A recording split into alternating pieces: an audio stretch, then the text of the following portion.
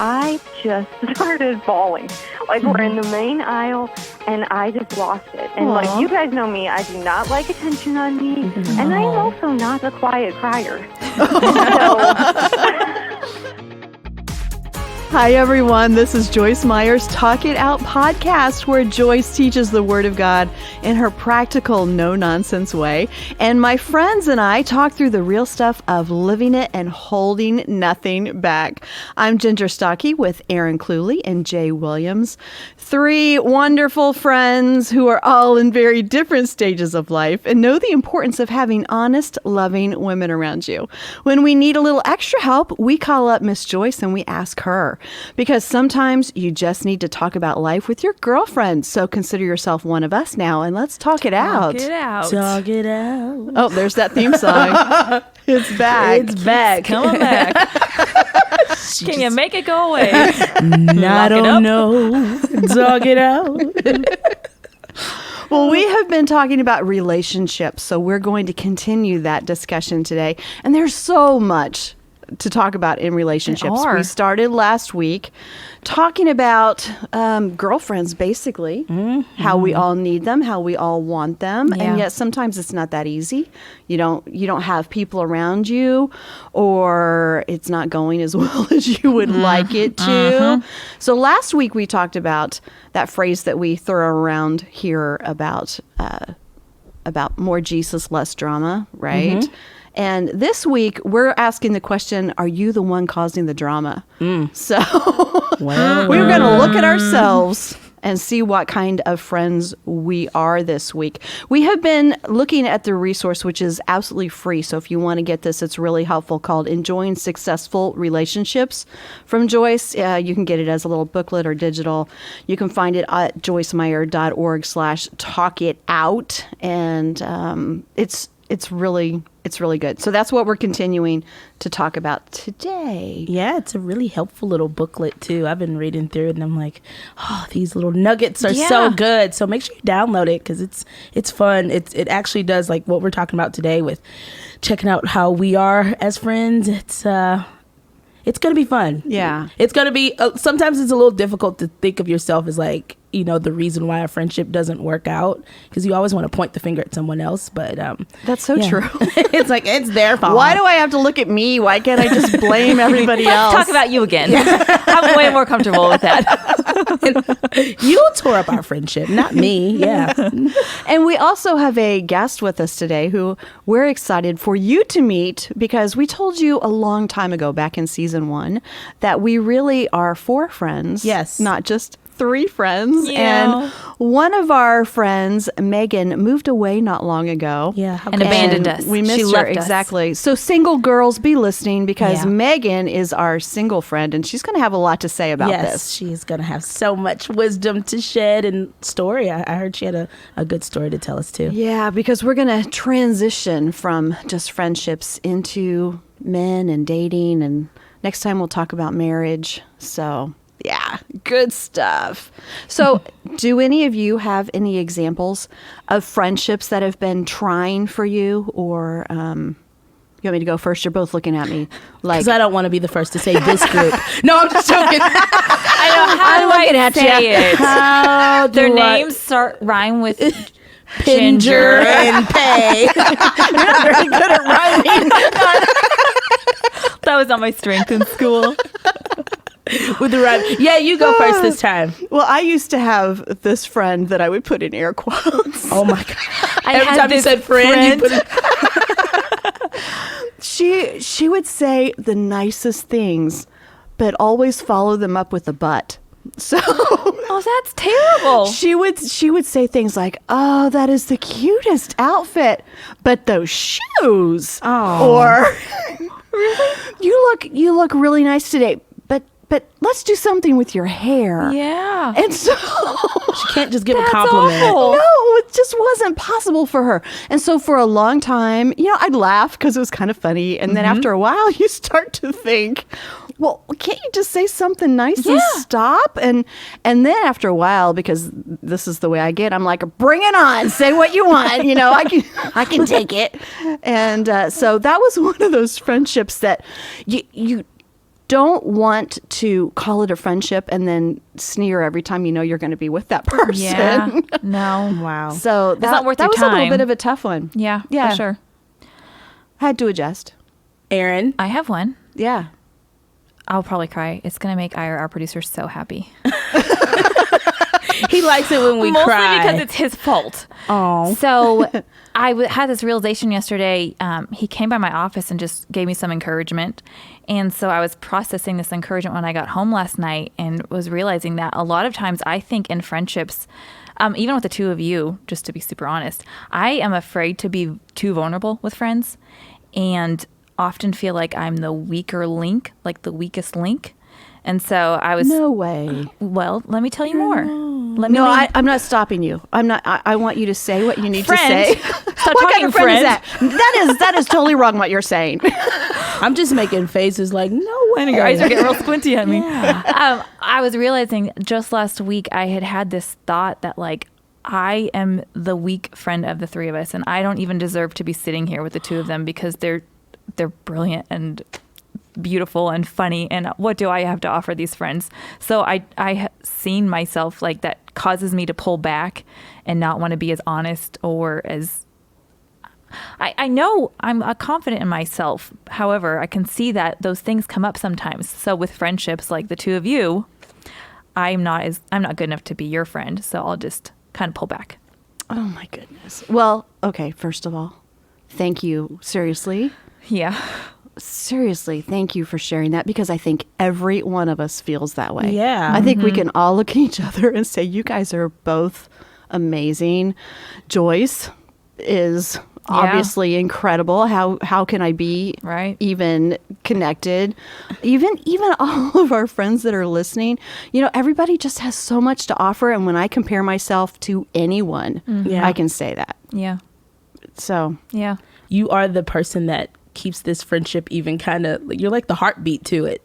You keep the party going. You always making sure that we're all staying connected, because both Ginger and I do have a tendency to kind of just like, well, I haven't heard from them. It's all good. And we just keep going with life. But you always are like, so guys, when are we doing something? Where are you? You are our glue. And so I love you so much. And you have so much to offer. I think you're brilliant. I think you're a creative genius. Honestly, I think you're really, really bright, and you have such an amazing gift of encouraging.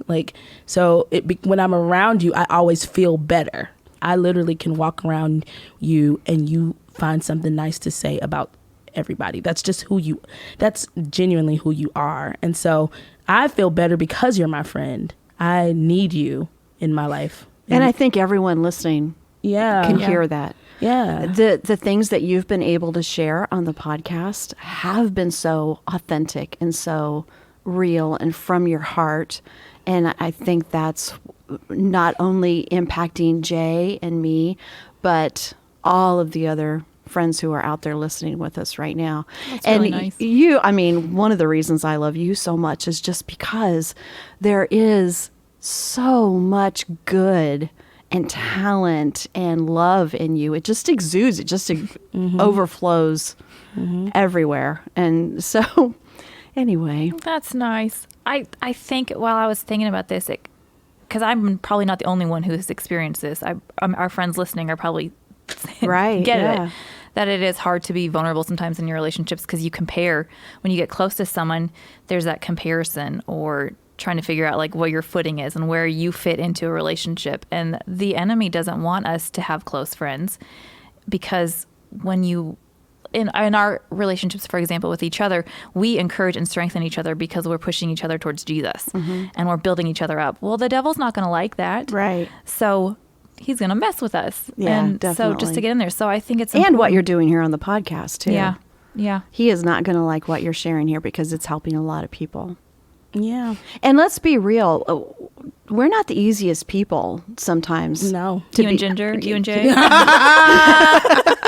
I know I'm not. We're kind of strong women, and you are too, Aaron. And so for all of us to be in this together, I think it's just a God thing. It's just kind of nothing short of a miracle. Exactly. Yeah. Exactly. And I've had people that ask, like, how are y'all so vulnerable on this podcast. Yeah. Like, I know you mentioned somebody asked, like, do you know that this goes on forever? Like, someone said, I can't believe the things you say. Do you realize that that'll be out there forever? It doesn't just disappear. No.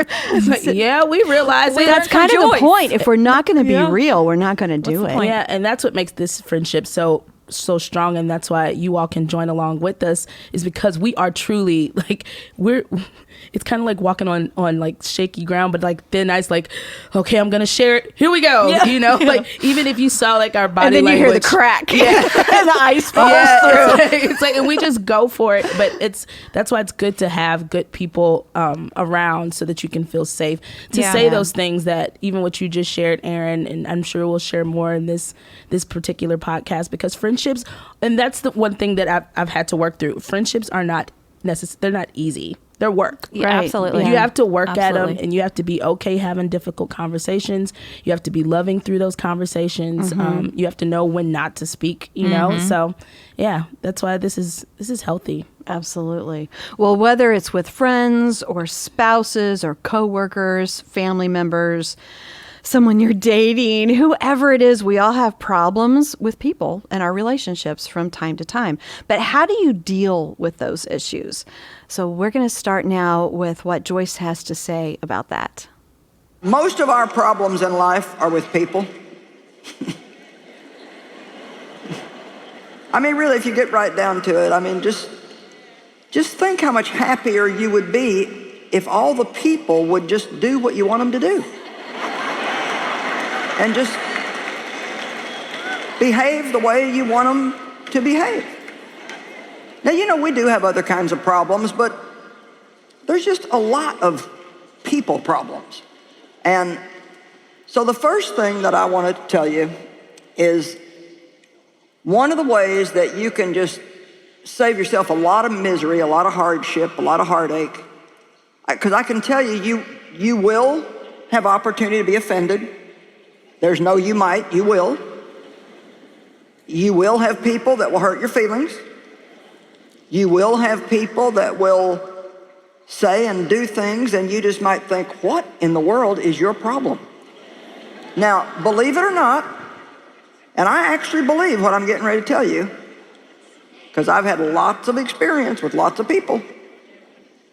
I really don't believe that there's many people, and maybe there's nobody, who gets up in the morning and thinks, I just can't wait to see how many people I can make miserable today.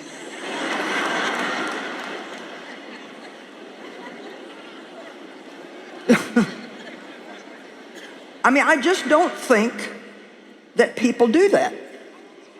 And I think that most of the pain that we get from other people are a result of their own pain. You're not all ready to swallow that, huh? Sounds to me, Joyce, like you're getting ready to ask me to feel sorry for him. Well, no.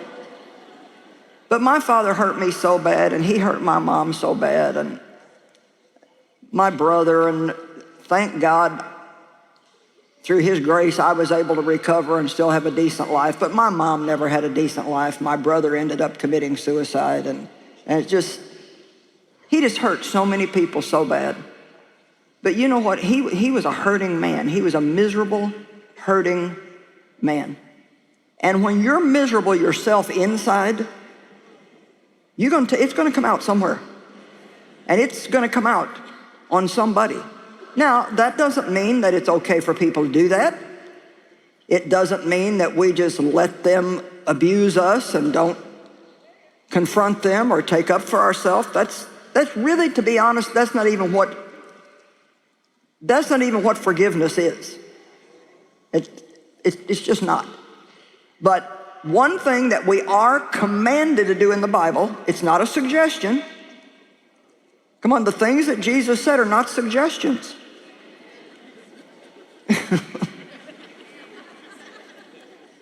They're commandments.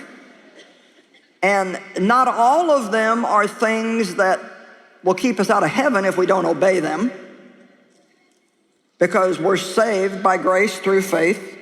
But The things that God tells us to do, every single one of them are something for our benefit. Come on now. Every single thing that God tells us to do, He's not trying to make it hard on us. He's not trying to give us impossible things to do. Which most people would tell you that one of the hardest things that they ever have to do is forgive somebody who really hurt them really bad. Amen?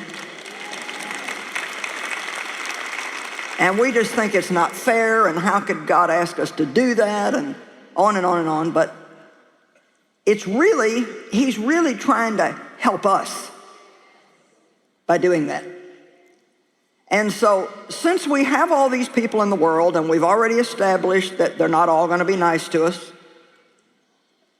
and then we see that there's a command that we have to love them. Now, I wish that the Bible said, love the people that are lovable.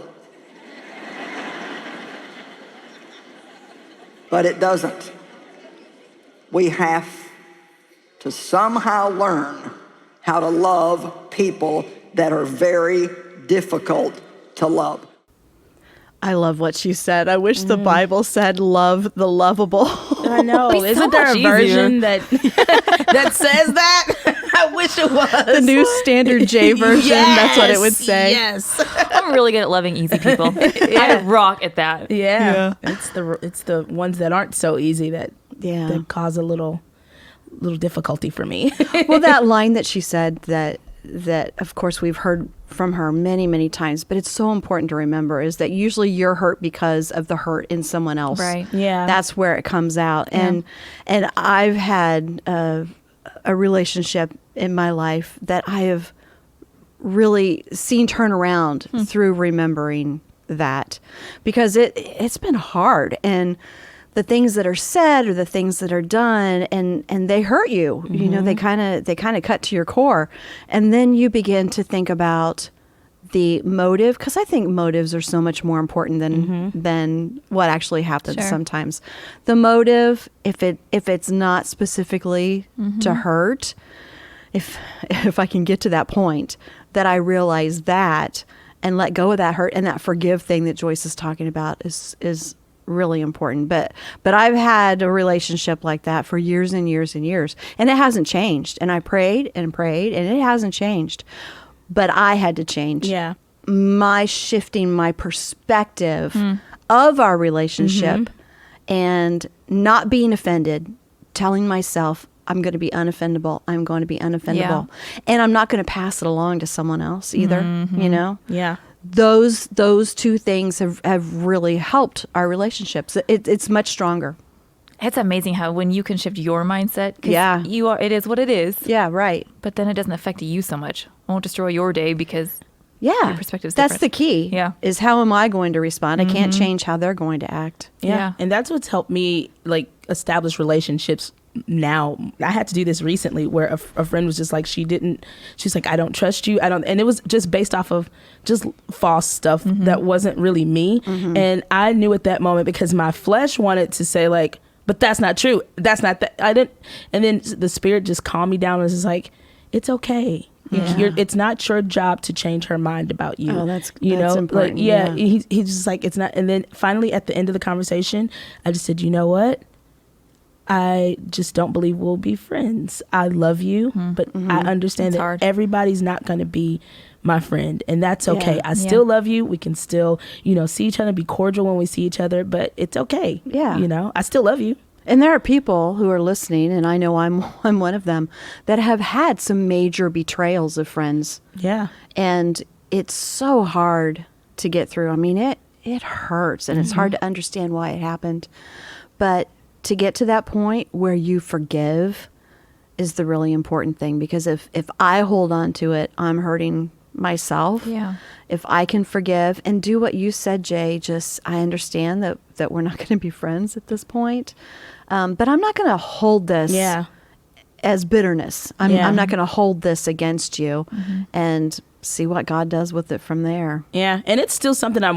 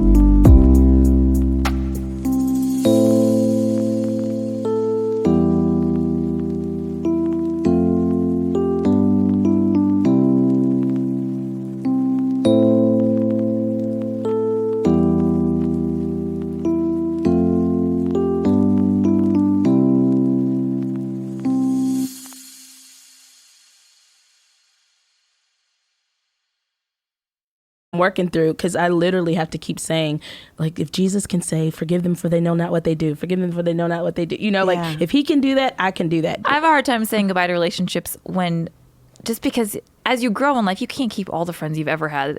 It's just you grow apart, and there's a lot. It's too much. It's too many things. But like the guilt of letting go of one, like saying I couldn't make that one work any longer, makes me almost feel like I failed because I couldn't keep them all my little friends chickens together. Yeah. Fishy friends. My fishy friends. Your fishy friends. Like not what we're I all meant. little guppies in your bowl of life.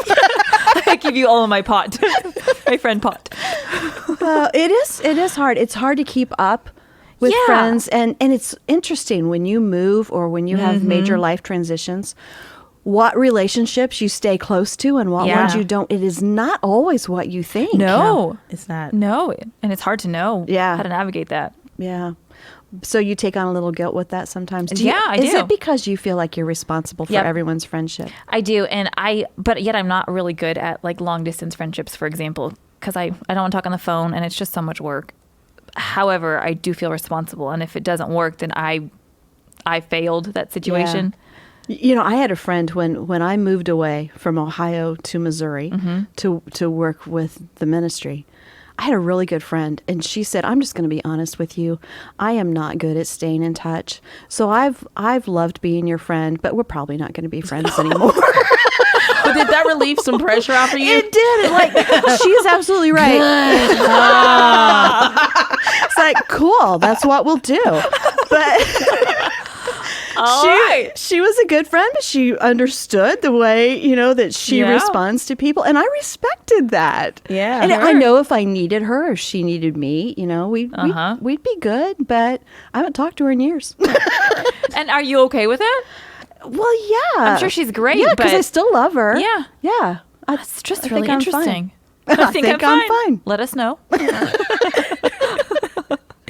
Well, I can't even imagine some of the hard things that people go through with friendships and how much it hurts them. And then they build up walls and other people can't get in to be friends, So that big question that we were talking about earlier is looking at yourself and asking those questions instead of what other people do to you. Yeah. It's those questions of, am I a good friend? Do we ever stop and look at ourselves for the source of the problem? Joyce is going to encourage us to do that in her special way.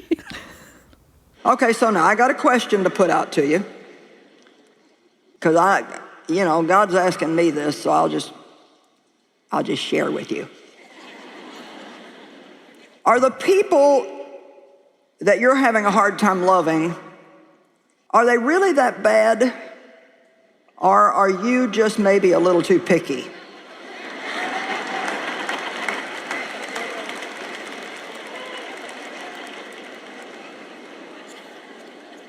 For example, I don't do slow very well. I'm like,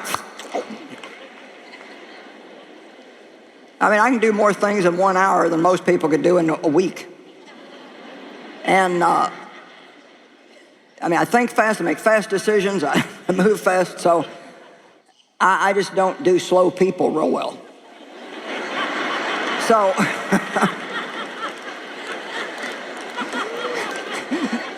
never mind, they're, usually not a lot nicer than me. But anyway, the point is so I'm just giving you that as an example, is that, I can get impatient.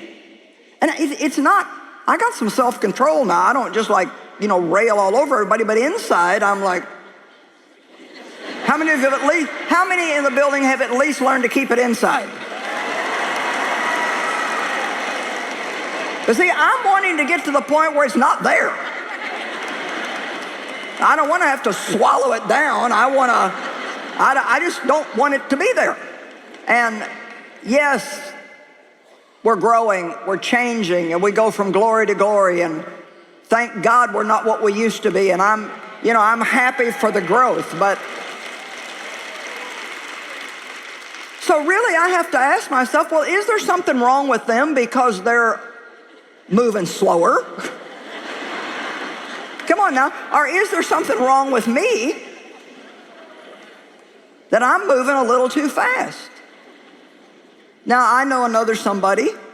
This is not me, but another somebody. And they don't do well with trying to teach people things. Well, you saw me do it. Why didn't you get it? Well, I told you once. How many times I got to tell you? Well, I told you what to do and you still did it wrong. And so this person is just not a very good teacher because, now here it comes, they expect everybody to learn as fast as they do. But everybody don't. And the thing we got to realize is if you have a quick brain, it's because God gave it to you. It's not because you're better than or smarter than or above. You got it as a gift from God, and He gave it to you for a purpose, but the purpose was not to look down on other people who aren't like you.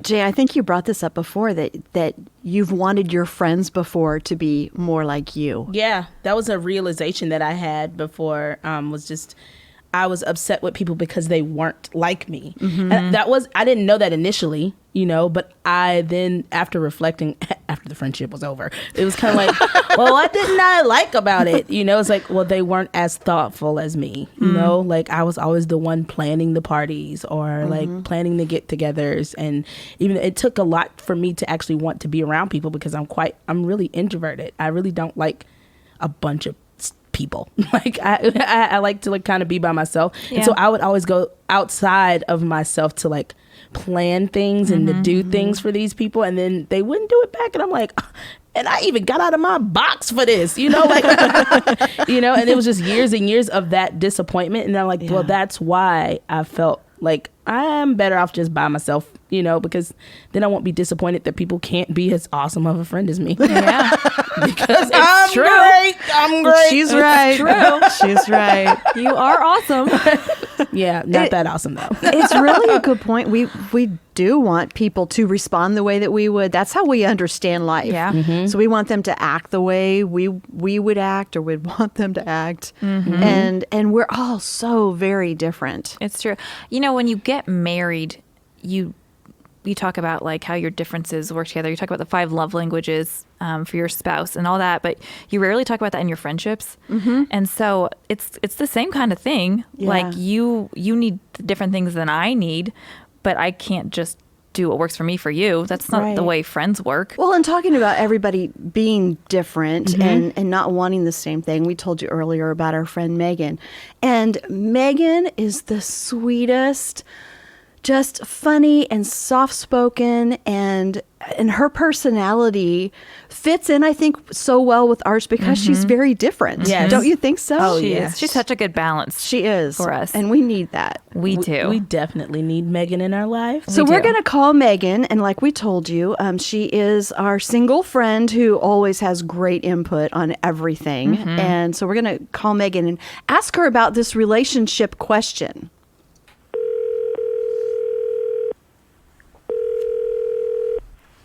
Hello. Hello. Hi, is this our friend Megan? Hi. Erin was just saying. I'm glad to hear your voice. We're glad to hear yours. I just can't help it. Erin was just saying when she talks to Megan, her voice gets higher and higher because she's so excited. Hi, Megan. I love you. Well, mine doesn't. Hey, Megan. Hey, Megan. What's up? What's up? Well, Megan, we're talking about friendships, like and we were just talking about how much we need you in our lives, and you're just such a wonderful balance for all of us, and we love you, and we think you're wonderful. But, that aside. Let's talk about the real stuff. I want to know, from your perspective, when you look at relationships with girlfriends, as a single girl, how important is that as a single woman to have people around you that you can trust and depend on? Next to God, it's probably the most important thing. And I could go on and on about just the 3 of you, but like, he's blessed me with such great friendships that, you know, have been there for me through so much. I mean, I've moved across the country. I've changed jobs a couple times, been through, like, hard family stuff. And without friendships, like, those people that, you know, your family knows everything about you. They watched you grow up. They're with you through thick and thin. But friendships that, like, you choose to have in your life and they choose you to have in their life, like, it just goes without saying how important that is, that you can lean on them and choose them day after day to be there for you. I love that. Me too. We haven't talked about that there's something really wonderful in being chosen by someone else. Yeah. It feels be a so friend. good. Yeah. Thanks for choosing me, Megan. Yeah. Oh. Just need a group hug. Well, that's a great answer because, like you said, God is still the number one priority. Yeah. And we've talked about that a little bit. You can't put friends before God. But we need people, and He knows we need people.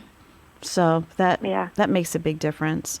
Well, and all in different ways, too. Like, I love seeing how He just orchestrates friendships, and, like, sometimes they're just seasonal. Sometimes you only have them for certain times. But like us, it's been a long-distance thing now that we're all conquering, even though it stinks. But just, I love how He beautifully does that. Like, for different seasons and in different places. Like, He's just so great like that. He is. We also want to transition a little bit and start talking about men. We've talked a lot about our girlfriends and the importance of those relationships. But when you look at friendships with men and beyond that, dating relationships, and like we said, next time we're going to talk about marriage. So, Megan, as a single woman, what's the dating world like now? Tell us so we can live vicariously through you. I don't know if I want to. Yeah, it's probably not that. It's not always easy, is it?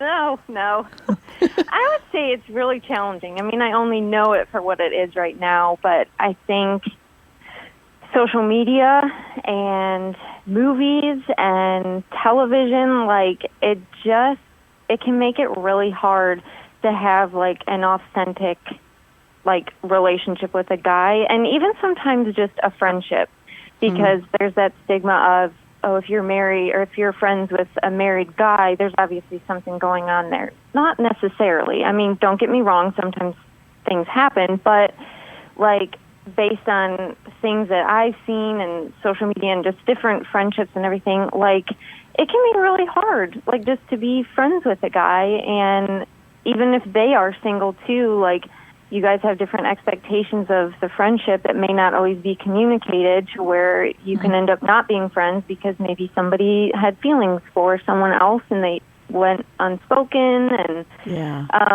so it's definitely been a little challenging, but it's good. She's so optimistic. I wonder, Megan, do you feel like it's true that some of that is more difficult when it comes to Christian single men and single women? Like, there's some expectations put on you by, I say the church, quote unquote the church, but where it's just a little bit more challenging, whereas maybe that's not the case if you don't both know the Lord. Obviously, you should. It's not my point. Yeah. Like all Christians are moving toward marriage only? Yes. Yeah. Like, maybe Christians should only be looking to get married. You can't just be friends with the opposite sex. Yeah. Yeah. Yeah. I think so. Just because there is that, like, in the church, like, you know, when you're single and other people know, oh, there's another single guy in the church, it's like everybody tries to play matchmaker. And I know people's intentions are good. They get excited about love, and they know two single people, and they want to piece them together. And you're the only two in the world. But it is. That's kind of like that whole pursuit, too, of, like, almost guys just don't know how to pursue or just be friends with a girl first. It's, if I'm going to talk to this girl and I know she's single, I have to pursue her. And what does that look like? And what are her expectations and everything? So I think within the church, definitely, it can be more challenging than just in the world. Yeah. How's that pressure kind of build up for you? Well, I know that you've you've had experiences where maybe you thought a relationship was going well and then it didn't, or other people put pressure on you. Does that release valve ever just kind of go off and you lose it? I don't know if I've shared this with many people at all. I've been talking to a guy, kind of like on and off dating, just getting to know each other. We've gone out a couple times, and my mom and my aunt were coming to visit, and he knew that they were coming. And this was like at a point in my life where I was just super insecure, and kind of like that, I put all my eggs in one basket. I was just expecting things to work out with this guy because I'd heard good things about him, and that weekend came, and I didn't hear from him at all. And that wasn't, like, new to me, that it was kind of like that. Like, I'd hear from him, we'd go out on a date, wouldn't hear from him for a while. So the weekend came, he knew, like, my mom and my aunt were coming, and didn't hear from him at all. And we were shopping, we were in TJ Maxx, and my mom was like, I was really hoping to meet that guy. It sounds like you're starting to like him. And I just started bawling. Like, we're in the main aisle, and I just lost it. And, like, you guys know me. I do not like attention on me. And I am also not a quiet crier. So I'm, like, hands in the face, like, crying. And my aunt turns around, and she's like, what did you say? And so they both are like, what's wrong? And I said something along the lines of, like, why is it that no guy wants me? Or what is it about me that, like, no guy will commit to? And it was a turning point for me because, like, my mom got tears in her eyes, and just the look on her face, she later told me, like, it broke her heart to think that I was, like, in such a deep place that I thought there was something wrong with me. And when she told me that, I was like, well, what else would it be? Like, why, I've had all these guys, like, talk to me, I've gone out on dates, and, like, nothing has happened. And from there, it just became, like, this huge, like, deep walk with God in me finding who I am in Him, and not in having a boyfriend, a guy liking me, a guy meeting my mom and my aunt. Like, it just was a walk with Him. So the TJ Maxx meltdown led to good stuff. Yeah. It's not, It did. We all have our meltdowns somewhere. Often in public. Yeah. Is it okay if we just call you sometimes when we need a little Megan input? Now and then on the podcast. Yes, of course. I would love it. Okay. We'll just call you off and on, and Erin's voice will get really high, and we'll all be really happy to hear from you. It's time to talk to Megan, because Erin talks like this. Thank you, Megan. We love you. Thank you guys. Love you guys. Love you. Oh, well, we have one more podcast on this topic, and we're going to switch and talk about marriage at that point. So our encouragement for you this week, when you're saying, okay, what do I do with all this? All that we've talked about, what we want you to do is to go out and really love people this week. Yeah. Work on relationships, no matter what relationship it is.